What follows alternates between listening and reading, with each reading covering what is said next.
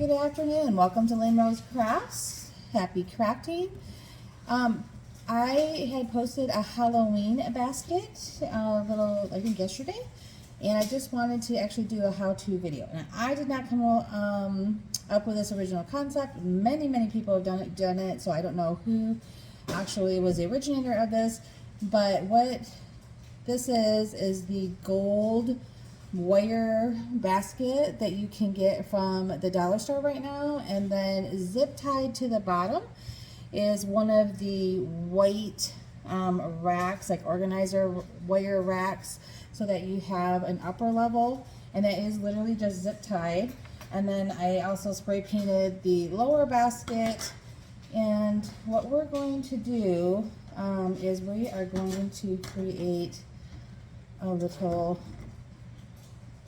tray. So it's going to be 2-tier on there, and my aunt actually was the one that said, hey, what can you do with this?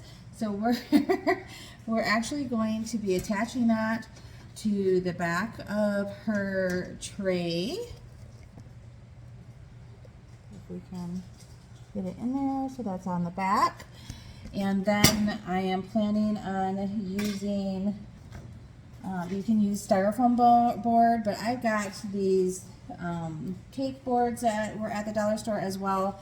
And I'm going to measure that out and cut it, and that's going to be the base and the inside. And then we're going to cover that. A lot of people are using contact paper. I'm actually going to use some fabric and probably some burlap. So we will be back here shortly when this is fully dry, because I'm getting paint all over me. All right, we have got our pieces of our board cut and ready to put fabric on. Our pieces of the actual tray are almost completely dry here. So I'm going to take, this is the Crafter's Square dollar store. Just about everything I'm using on this is actually from the dollar store. It makes it pretty inexpensive to make, which is awesome when you're working on a budget. And I'm going to take this fabric here. And looking at it, it does have a wrong side up and a wrong side down here. So just to make sure that we get our pattern the way that we want it, we're going to lay it out. I am going to put my first piece of boarding on there. Make sure I've got plenty of fabric here to glue down the edges and the sides here. When I'm happy with the amount, I'm going to go ahead and cut my fabric. Those that like to measure, of course, you can always measure, or you can trace your piece of foam board or cardboard or the cake board, whatever medium you're using. If you want to measure it, of course, go ahead. But I have never been a very good person when it comes to measuring. So I'm just going to go ahead and cut here onto my fabric. There we go. All right. Doesn't have to be perfect. All we're doing is making sure that we cover the board and that we have the pattern, whatever we've chosen, in the way that we want it to show. So here comes the fun hot gluing part of this, literally just taking it and folding it down, running some hot glue along. Oh, maybe my glue gun wants to work today, maybe. All right, there we go. It was not trying to push out the glue. This is using my little one today for this. All right. go ahead and glue it down. Now be careful because this obviously can be hot with this thin fabric here, so make sure that you're not burning yourself. And we're going to do over here the same thing.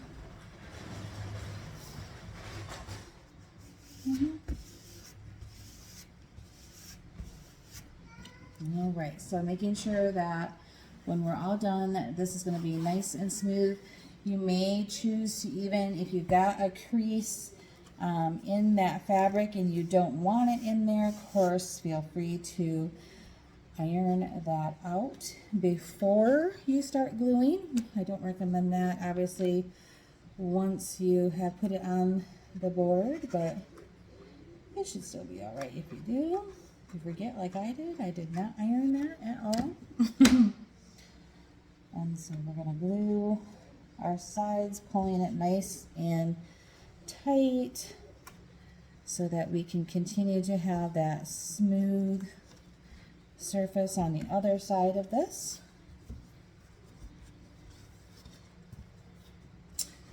Looking great. This one is going to be for my top tray this time around. Don't be with me and forget to bring a glue stick out and have to use your finger, but you make it work here. And then pulling that tight down again. Now the bottom part here doesn't have to look pretty, of course, because that is what's going into the tray. So I'm not too worried about that side at all. So any parts that are up to the bottom, you can definitely tack down still, but this is going to lay nicely right on the side of that tray for our top piece.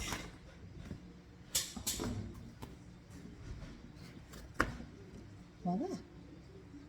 Okay. Of course, get rid of any of your strings and stuff that are down on the bottom, but we will clean that up there after we do the next part.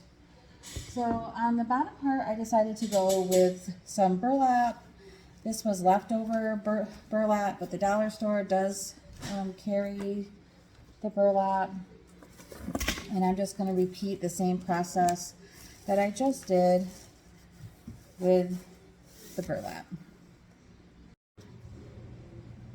Okay, gang, so I very gently altered this yardstake. As you can see, I've taken the stake part of this off. You have to be very gentle. This is too thick for me to cut with my wire cutters down here, so I had to take it all the way off. Okay, so I have these cable tie mounts, and I've put 2 zip ties there on there, and that is how I am going to secure this bee to this at this point, because if she wants to remove it later, she can, and just have the other pieces to it at any point in time. So let's go ahead and secure with the zip ties. If I can get it to feed. Let me release that a minute. And then we're going to do it over here to this side. And I'm just making sure that I keep that as even in the middle where I wanted it as possible. I did not bring that all the way tight yet. Okay.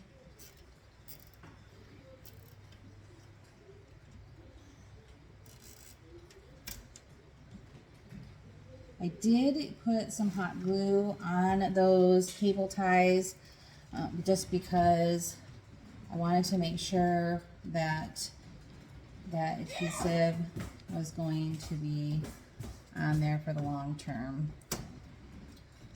And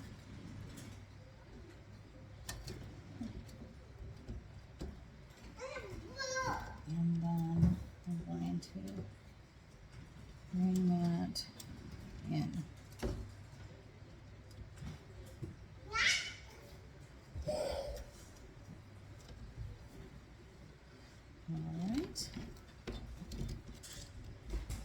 So now that is secured on the top part here.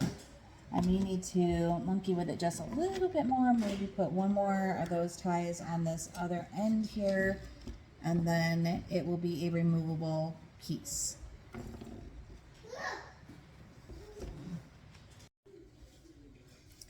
Okay, so we've got an additional cable mount on here. It was still a little bit wobbly, so I went ahead and took a second zip tie. The wonderful thing about these is that there are four holes, so there's two going, so you can run through one this way, and then you can run through one this way. And I went ahead and brought in a second zip tie. It made it extremely stable at that point in time. So then, now we are ready for the next step, which is to take your bottom tray, which I did, of course. Crafters, as you're crafting, often change your mind, and I was really digging the way that this particular fabric was looking with this.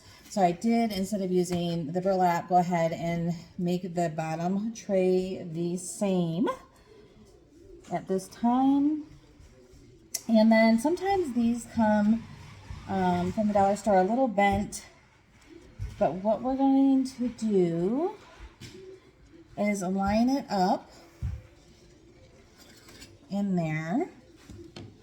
So there is my top tray, and there is my bottom tray there, and my beautiful Let It Be across the top there.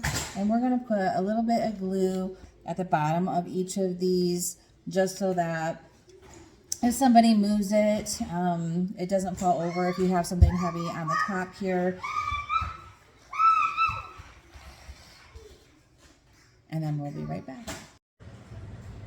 Here is the finished project. I think it turned out so cute. I'm so glad I decided to go with the fabric from the dollar store on both top and bottom, because that was a super cute fabric. And then the honeycomb in the back is a table runner from the craft store. I think it was Hobby Lobby. They had it in their party section, and I just cut it down. I just wanted to incorporate the honeycombs in the back there. I thought that it added a nice little touch to it. It's nice and sturdy. I still wouldn't put anything too extremely heavy on the top, but it definitely will hold quite a bit. Spices, jewelry, there's all kinds of things that it can hold. I hope this has inspired you to be creative in your crafting, and have a wonderful day.